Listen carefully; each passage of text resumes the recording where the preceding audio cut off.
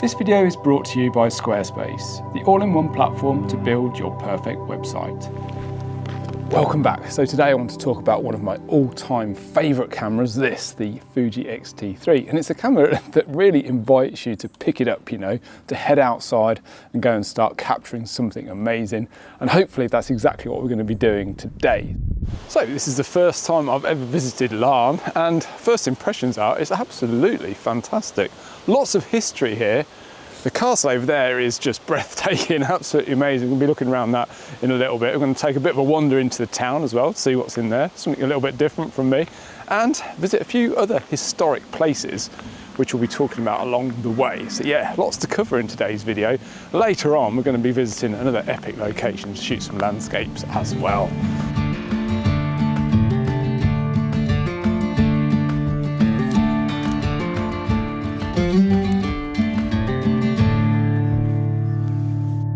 So I've had the Fuji XT3 since its release back in 2018, and it was my main camera for several years until I eventually made the switch over to the XH line.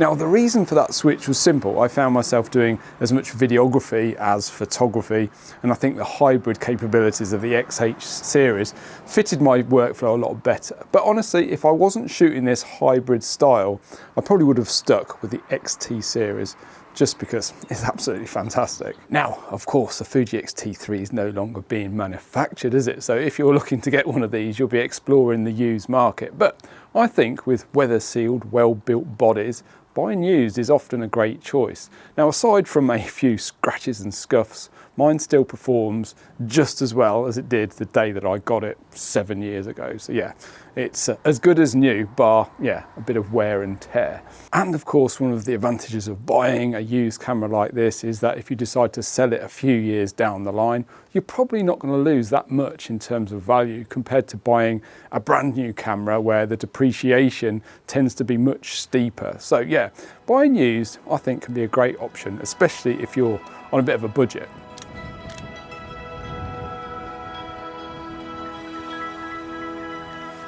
Castle is pretty amazing, isn't it? And these boats are absolutely fantastic as well. I found one behind me here with some lovely textures which I'm going to shoot in just a second. But yeah, the castle dates back to the 13th century, so particularly old, and yeah, really nice with a river running in front of it. Absolutely wonderful. Anyway, let's go and check out this boat here. So some of the lichens and the flaky paint looks absolutely fantastic. So I'm just going to work my way around this, maybe pick a few different details out and see what we can come up with. A bit more abstract, if you like.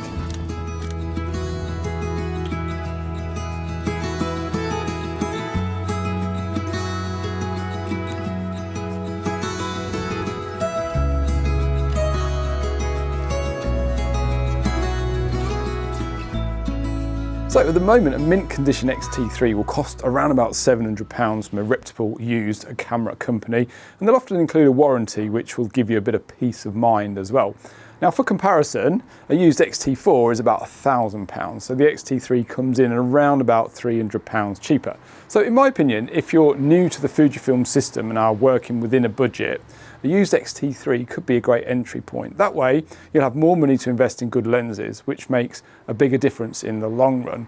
And then later on, if you decide to upgrade, you can sell the body, move on to something else, maybe a newer model, without losing too much money in the process. Now, I'm not going to go over all of the specs because, you know, there are already tons of videos out there that do that in way more detail than I could ever do. But what I really want to focus on is the experience of shooting with the XT3, which is the main reason I keep coming back to it. You know, in my opinion, the XT line is definitely one of the best looking cameras out there. It's, you know, classic, it's tactile, it just makes you want to pick it up and go out and shoot. And I think that is one of the biggest strengths of the XT3. By the way, I've got the 18-55 lens on today, the original king of the kit lenses, which is fantastic on the XT3 because obviously the XT3 doesn't have IBIS and this lens does. So yeah, the pair match up really well, I think. Perfect for doing a bit of a photo walk. Lens is really sharp as well. I think it's a brilliant lens. Highly recommend it. Even though we do now have a new version which isn't stabilized. So yeah, if you're getting an XT3 or a camera that doesn't have IBIS, 18-55, the original one, is not a bad bet. So, as you know, this video is kindly sponsored by Squarespace. Now, I've been using Squarespace for over 6 years now. You know, it truly is an excellent all-in-one platform to build your own professional-looking website. I use Squarespace to sell both digital and physical products to help grow my business. And recently, Henry and I organised a new photography tour. I simply dragged and dropped my photos, added the text, set the price, and it was ready to go live.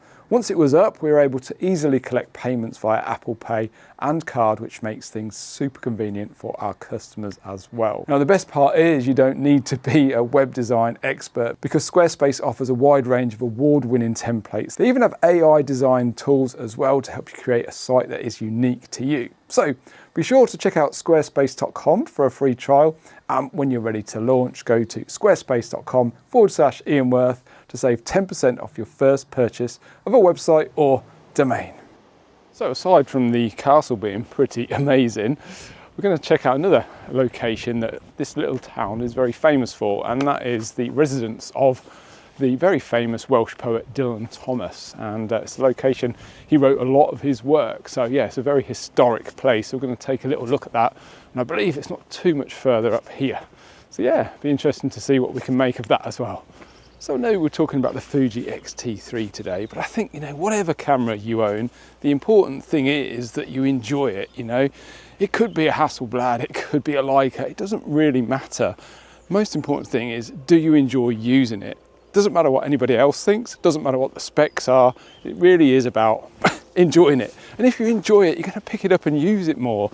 You're going to get out and take more photos, and ultimately, I think that's what photography is all about, isn't it? It's just about getting out there, enjoying yourself and taking photos.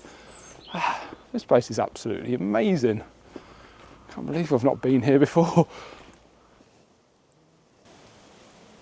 So this is the boathouse here, which looks absolutely incredible, and what a view across the estuary. Yeah, makes a nice shot as well, I think.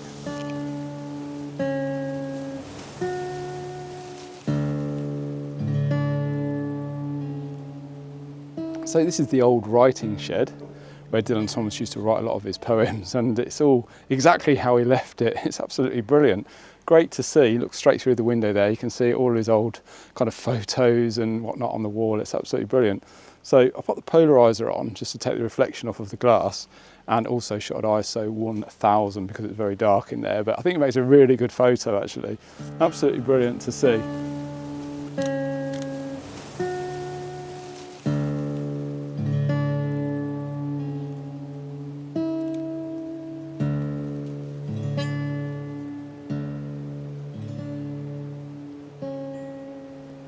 You know, when buying a used camera, I think one of the things I always think about is it's not necessarily the age, is it? It's how much it's been used.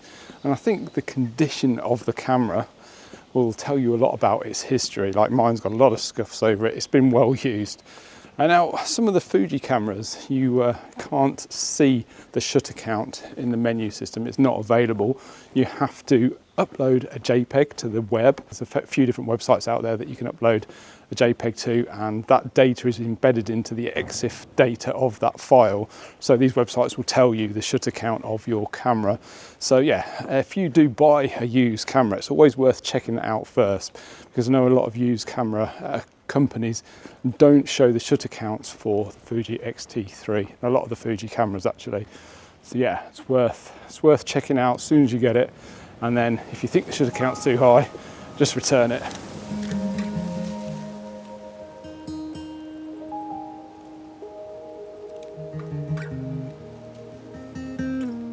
So I just stopped off at home for a quick bite to eat, but we're heading down to the coast in just a second to shoot at one of my favourite locations for seascape photography. But first, I just want to talk about, you know, buying a used XT3 versus an XT4. So as I mentioned earlier, there's about £300 difference between a used XT3 and an XT4, but it's not all necessarily about upgrades. Some people actually might prefer one or the other. It just depends on what you shoot. So both share the same 26 megapixel sensor, but there's a few key points I think that are worth mentioning that might make one better than the other for your style of shooting. So firstly, the XT4 does have slightly better autofocus than the XT3. Now, I haven't personally tested this side by side, but from what I've heard, it's slightly improved. The X-T4 also has IBIS, in-body image stabilization, which the X-T3 doesn't have.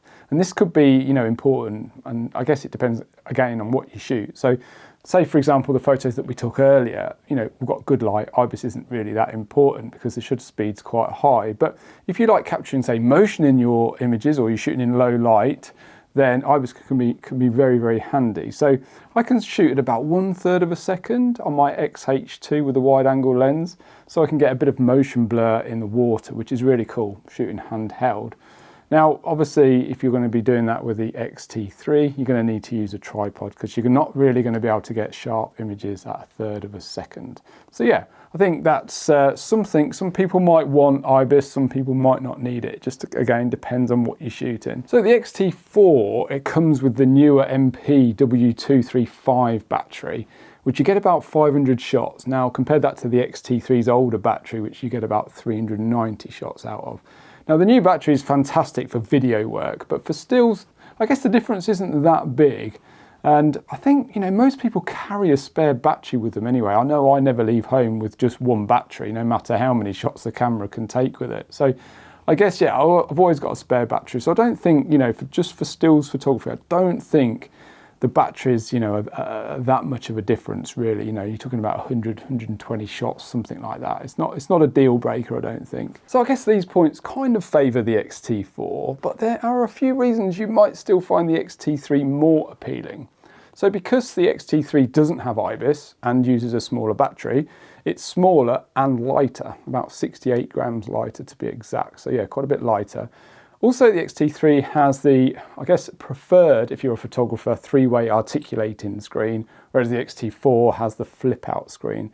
Typically, photographers prefer, I think, the articulating screen, whereas videographers perhaps prefer the flip-out screen. Obviously, you know, everybody's going to have different preferences, but I think when I read forums and write-ups, that's typically where, you know, people's mindset is.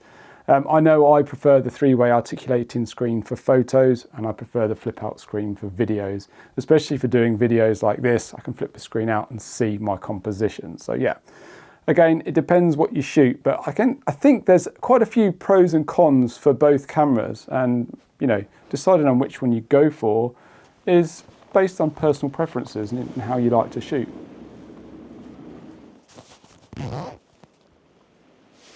So I've actually brought out the telephoto lens with me tonight, and I think I might use it. I'm glad I have. I wasn't planning to bring it out, and just at the last minute I thought I'm just going to drop that in my bag just in case. And actually, I'm really glad I have, because I'm really struggling to find something. Can't get down to the beach. So yeah, maybe a black and white, even though we are getting some golden tones in the sea right now. I'm thinking, yeah, maybe this is quite a nice graphical black and white shot. So yeah, time to change the lens.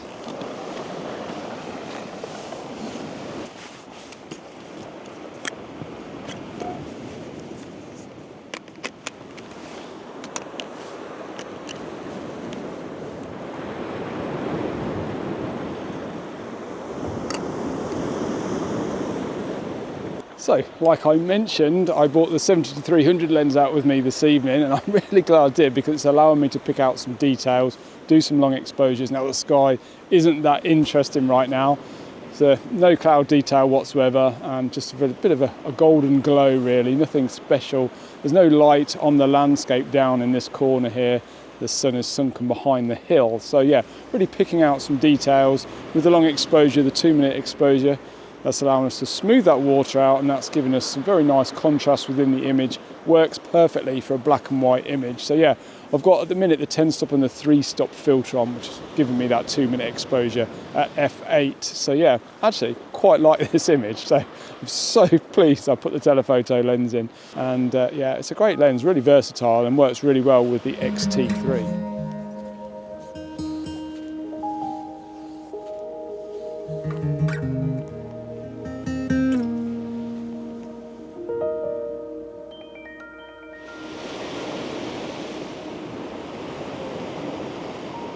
So I'm trying another shot just literally down here. So I haven't actually moved the tripod. I'm being really lazy, but I just panned the camera down. I actually sort of figured it out when I was doing some B-roll footage. And I just panned the camera down, and I found this little wall down here. with basically some sea defences on it that have rotted away and the water's pouring through. So again, I've gone for a long exposure, 2 minutes, another 18 seconds left on this, and we'll have a quick look, see what it's like, then we'll spin round so we can get something the other way.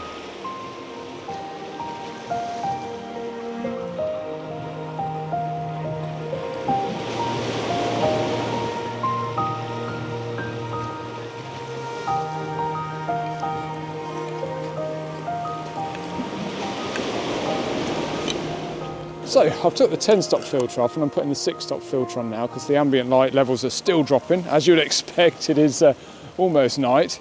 But yeah, we've got a 2 minute exposure now at f9. So I'm going to take this shot now and I'll talk you through what I've got set up here. So it's all about lines, patterns, geometry, that type of thing that I'm going for. Trying to stick with a fine art black and white theme. I don't think it works as well as the other two, to be honest. I think there's too much going on. I think that's the issue.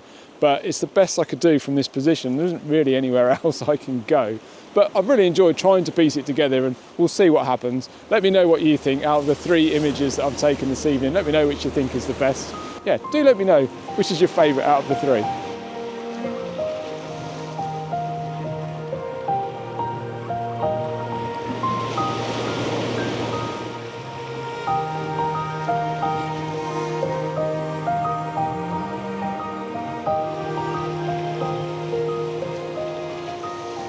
So one thing is for certain, the X-T3 is a fantastic camera. Even now, 7 years down the line, for me, I think it just gets better. I just want to pick it up and use it, you know. It's, yeah, it does everything that I need it to do and more probably. And it's just, yeah, fantastic camera. I really do recommend it to anyone. Anyway, I do hope you enjoyed this video. Hope you enjoyed my thoughts on the camera as well. If you'd like to see another video, be sure to check out the one that's at the top here, and up here is the link to my landscape photography ebook all about composition that you may find helpful. Anyway, I'm getting a bit delirious. I need to go and have a rest. Hope to see you all again next week.